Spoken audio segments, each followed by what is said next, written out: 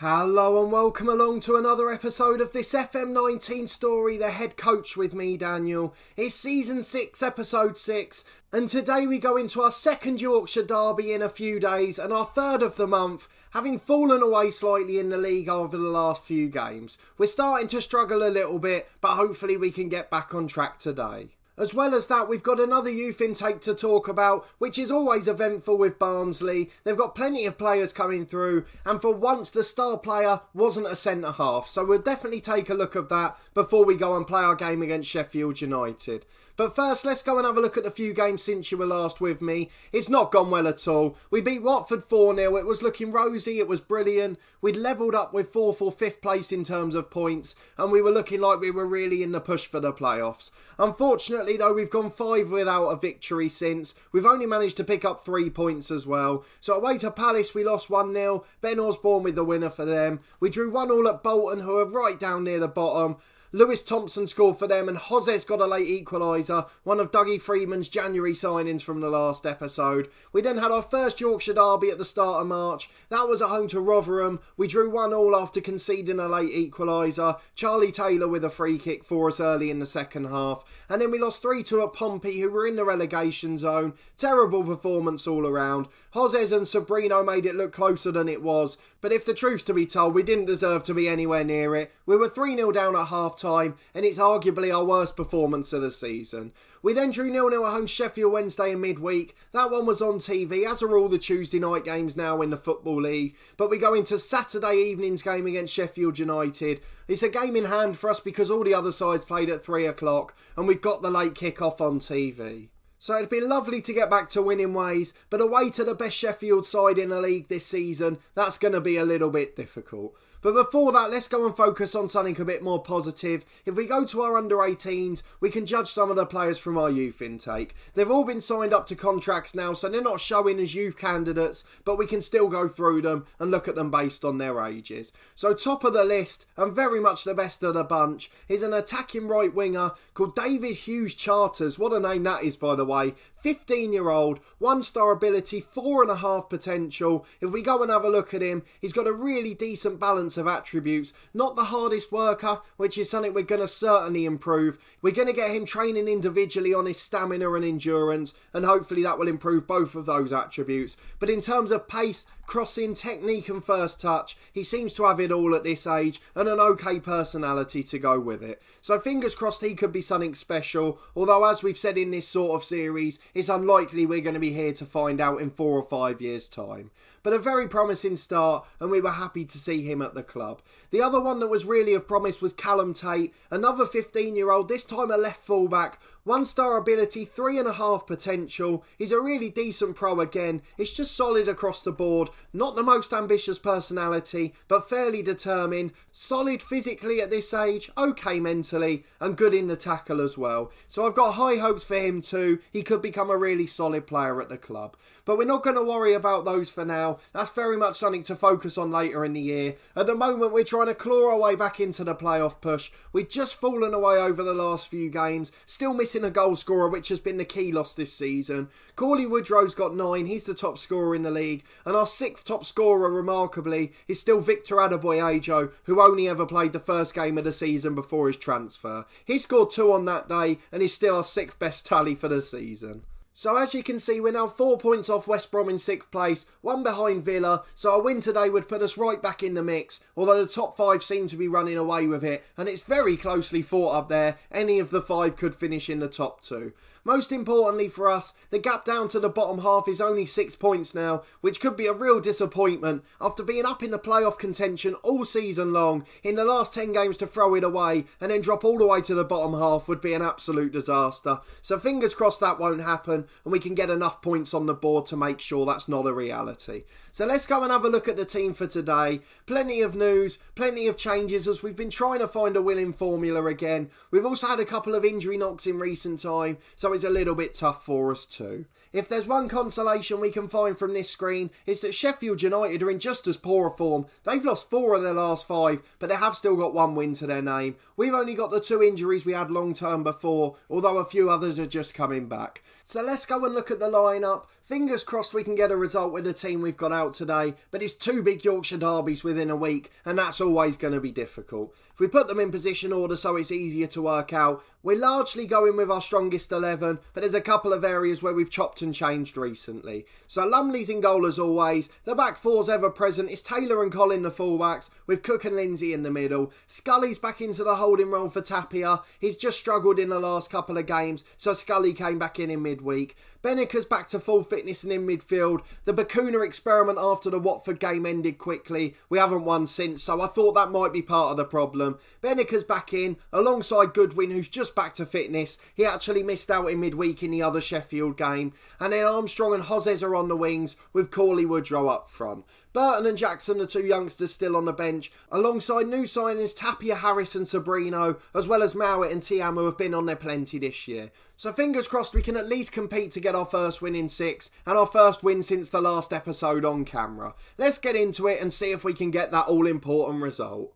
Again, a slightly more attacking formation for Sheffield United. It's the same as ours, but they've got a number 10 instead of an anchor man, which gives them a greater attacking impetus. Let's go and talk to the lads. Winkler wants us to say nothing. We're going to tell them to go out and impress us. A few are looking confident and motivated, and hopefully that does well for us. We're both in a predicament after a poor spell of form. We need to try and improve it. What else are you going to say? They're missing their 35-year-old centre-half. I highly doubt he was first team anyway, and we don't expect anything to happen. A heated atmosphere, they're talking about that with the local derbies. We're not worried about red cards for now. If we perform like we know we can, we'll get a result. The problem is we're just horrifically inconsistent. So let's get into the first half. It's Sheffield United with a kick-off. I nearly said Brentford there, which wouldn't have been great, but John Fleck has happily cleared the ball out for a throw-in. It's Odebayo at the back, gives it away to Hozes. He's been a bright spark from the January signings. Cuts inside there, forces a great save at the far post by Townsend, and it's tipped behind for another corner. At the end of this game, we will have a quick look at Niall Goodwin, who's been developing brilliantly, but for now we're focused on our attacks, although the ball's cleared there by Sheffield United. We've got a long throw though with Charlie Taylor. Appleyard heads it away as far as Scully. Goodwin out to the left to Taylor again, and it deflects his cross behind for a corner. We've got another chance to get one into the box. There's 4 or 5 men in there waiting for it. Can we find someone? Up to Lindsay at the back post. Headed away and Coventry flicks on, but only as far as Goodwin. He finds Scully. Back to Goodwin again. Now Armstrong on the right. Can he take his man on? He doesn't. He goes all the way back to Goodwin. Benneker, don't start again. That's appalling if we go all the way back. We're into our own half with Cook, and the ball's cleared away. It's Sheffield United with a throw on the right. Appleyard plays a 1-2 with his man. Scully wins it back brilliantly with a sliding challenge though. He goes long downfield. Woodrow will chase it, but the centre-half's the favourite. And I think that's why I nearly said Brentford at the start, because Harley Dean was at the back and he played for Brentford for years. Armstrong on the right-hand side though. It's an end-to-end game, but there's not been many great chances. I say as Hozes hits the post, it looked like a brilliant first-time strike from the ball in. It was a deep cross from Armstrong, and he just seemed like he threw his left peg at it, but he hit the far post and luckily bounced down for the keeper. Sheffield United starting to get shots on goal. They've won a flick on from a corner there. Only their second shot on target of the game. But since the last highlight, we've not seen anything else. But they seem to have had loads of shots as they've gone up to 7 there overall. A long goal kick though to Woodrow. The challenge is won by the defender. Armstrong's got Hozes at the back post again. Brings it down beautifully. And Townsend, the keeper for Sheffield United, makes a wonderful save to keep it 0-0. Well, it's our first clear-cut chance of the match. The ball's cleared away from the corner. And now it's Andros Townsend. What's he doing there? Coming over halfway on the left-hand side. The highlight ends, and with half an hour gone, it remains goalless, but we've had the better of the chances. Armstrong coming forward on the right again. Lots of highlights, followed by 20 minutes of silence. It's a very strange game this so far. Galloway goes long towards Gallagher. He flicks it onto Appleyard. He's beaten 2 men, and I thought that was going straight in the corner. He's absolutely wasted that. A brilliant chance for Sheffield United. It's Woodrow with a free kick on the right. Delivers to Lindsay at the back post. Heads it just over the bar. He really should have done better with that. And unfortunately, we've now got a few players on yellows, so we've got to make sure they don't get many second yellow cards. The ball's into the back post, which Lumley claims, and we've told Niall Goodwin to calm down in the challenge. Lumley's carrying on with the highlight. It doesn't look like it's going to end, so hopefully we'll get another counter from this. Up towards Woodrow. Beats Galloway to it. He's in one-on-one, but the shot's blocked by the sliding challenge. Must have been Harley Dean coming across, and it keeps it goalless for Sheffield United. It's been a really even game with lots of chances, but I think we've had the better of them by far.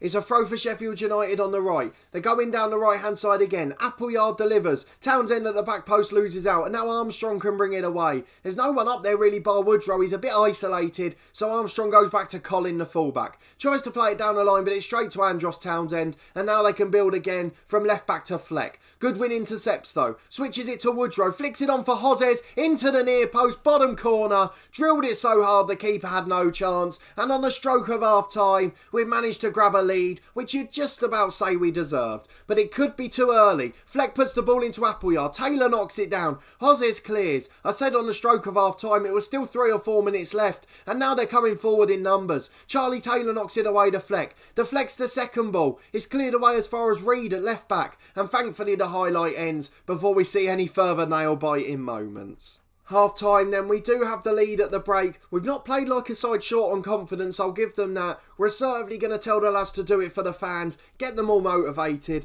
If we tell them not to be complacent, I think a few of them would just crumble. We've got the kick-off in the second half, and now we've got it with Benniker in the middle. It goes out to Armstrong on the right, surging into Woodrow, shoots from the edge, but it's blocked and cleared by Sheffield United. Now Gallagher on the left wing holding it up. They've got a 3-man overlap on the right-hand side. That's a bit of a concern, but Fleck finds Coventry. They're keeping it out to the right to Adebayo. He delivers it in, but it's deflected behind for a corner. It's Fleck with a delivery, and in swinger, Goodwin heads away, but as far as Andros Townsend and nowhere else. Scully intercepts the second ball with a brilliant tackle. Gotta be careful sliding in the box, but he did just enough to keep it 1-0. With 5 minutes in the second half, and now we've got a free kick. Charlie Taylor puts it just wide, and unfortunately that one was harmless. Just over an hour gone, Fleck's got a free kick in a dangerous position, goes for Andros Townsend, the long shot specialist, but thankfully he put it onto the roof of the net. 25 minutes to go though, and it's Sheffield United pouring forward again. Powell gets it forward, but it's headed away by Colin. Now Fleck. Nick Powell again in the middle. That 25 yards out. Dangerous zone for a number 10. Out to Adebayo on the right, and it's deflected behind. Not deflected by the looks of it. Straight out for a goal kick. We've got a warning to close Woodrow down as well, or to ease him off the tackle, sorry, as his book too. Cook flicks on a long throw. Townsend tips it wide for a corner. We'll see this one out, and then we'll make a couple of the changes. Charlie Taylor goes forward. Lindsay knocks it down. Gallagher clears away, and it looks like it's going all the way to Andros on the right hand side, but luckily the highlight ends. 15 to go, let's make a change or two. Goodwin's not had the best game, we'll bring Alex Mowat on for him. Scully struggling in the holding role, Tapia can come on too. We've got a choice between Maxim, Colin and Corley Woodrow now, so we'll leave it 5 more minutes, gives us the chance to waste time later on. Let's get back into it and see if we can hang on for a great result. Is a corner for Sheffield United. Fleck with an outswinger. Gallagher knocks it just over. Free header on the 6-yard line, but luckily we've got away with it. Sheffield United are fired up by their feedback, but we've got a long throw in which is tipped over. It looked like a corner again, but this time it's a goal kick. No idea what's going on there. Let's go into the team instructions. Just going to start time wasting a little bit. Not too much just yet, but we've got to try and hang on. We'll make a sub up front in a moment just for some fresh legs, but Charlie Taylor's got a free kick in the meantime. It's straight into the arms of Nick Townsend, the keeper for Sheffield United. 5 to go then, let's make that sub. Woodrow's absolutely cream crackered. Let's get him off for Sabrino, who goes into his preferred poacher role up front, just so if we get one sniff on the counter-attack, we can almost guarantee we'll take it. A couple more minutes can pass, and then we'll get to our defensive tactics. Just 4 minutes of stoppage time to go. We've just entered them. Full time wasting now. We're going to go a little bit more direct, are we? Actually, we're not. We'll leave that for now. We'll be more disciplined. In transition, we'll slow the pace down. I don't think we need to do anything else. We'll just get back into it. Pray we can hold on. We'll drop to cautious after this one. Nick Powell with a free kick which is blocked. Sabrino doesn't react, but luckily the highlight ended. The 4 minutes are up now. Colin with a long throw. We've managed to nick it 1-0. We seem like a team that can only play up to the cameras. 5 without a win off it, but we've managed to bounce back with a 1-0 win in a massive Yorkshire derby away at Sheffield United, following our 4-0 trouncing of Watford in the last episode. So certainly got to show some more games on camera to make sure we get some more points on the board. It should put us right back up in playoff contention, which is something I didn't expect to happen 15 minutes ago. The lads are delighted with that, and we're delighted with their performance in this one too. Unfortunately, we go into an international break now, so we will lose a lot of that momentum, but fingers crossed when we come back in 2 weeks' time, we'll be flying and ready to go. So it looks like West Brom in 6th all the way down to sort of Reading in 13th are going to be fighting out for that last playoff spot. Maybe even Palace as well because they've got a game in hand. So it's certainly going to be an interesting run-in, and I just hope with a game or two to go we've still got an outside chance. It's been a really brilliant season so far, and if we can stay in the top half it would be a fantastic achievement with the squad and the budget we've got. If we go and have a quick look at the stats, I'm not sure what our wage bill is in comparison to the league now. We've made quite a few signings in January, so we could be further up the roster. Let's have a look at the salary per year. We're actually down in 17th, so we're overachieving quite a lot. And if we look at our net spend, we're right near the bottom of that one as well. Our net spend is 19th in the league, so we're doing a fantastic job to be up in 7th. I'm really delighted with that. It's our first win in 5 games. We'll do our press conference off camera in a minute, but overall it's just a huge relief to get that burden of a winless run off our backs.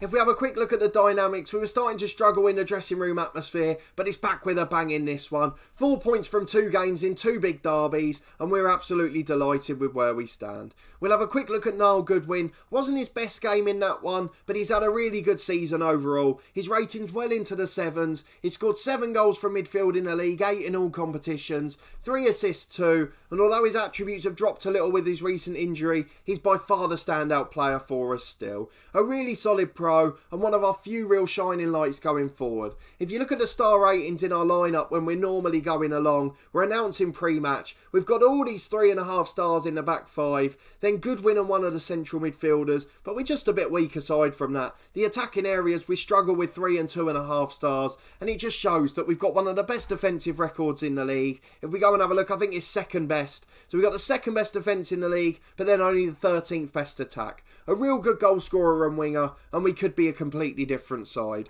Hopefully that young right winger we got in our youth intake can be that for the club in years to come, but for now we've just got to try and get by with what we've got and hope we can sneak that 6th place in the league. If we have a quick look at the schedule for when we'll next be back, I think we're going to try and play most of the rest of these off camera and then just come back for the last game or two, depending on how close we are to the playoffs. So Millwall on the last day are one of them top 5 sides. They're right up there at the moment, and we've got Brentford the game before as well, who are currently down in the relegation zone. So that one's not going to be the most exciting, but it depends on our position at the time. It's going to be all about how far away we are from that 6th place playoff position. But that will be all for this episode. If you did enjoy it, please put a thumbs up on the video. Let me know down in the comments if you think we can do it. I'm a little bit worried that we'll still be slightly short in attacking areas, especially with Potts out injured for the rest of the year. But hopefully we can spring a surprise. If we start scoring goals, we'll be absolutely flying. As you can see, bar the odd game, our defensive record's been exceptional for some time. Subscribe to the channel for daily Football Manager content from my 2 FM19 stories, this one the head coach and our other series part of the furniture with Torquay United. We're in a big promotion chase in that one as well, so go back and check it out if you haven't yet. There's also weekly content from my FIFA 19 lower league career with Crew Alexandra. We had arguably our biggest game of the series in that one yesterday on the channel. But a massive thanks for watching and your continued support as always. And I'll see you next time for what I hope will be a nail-biting end to the season.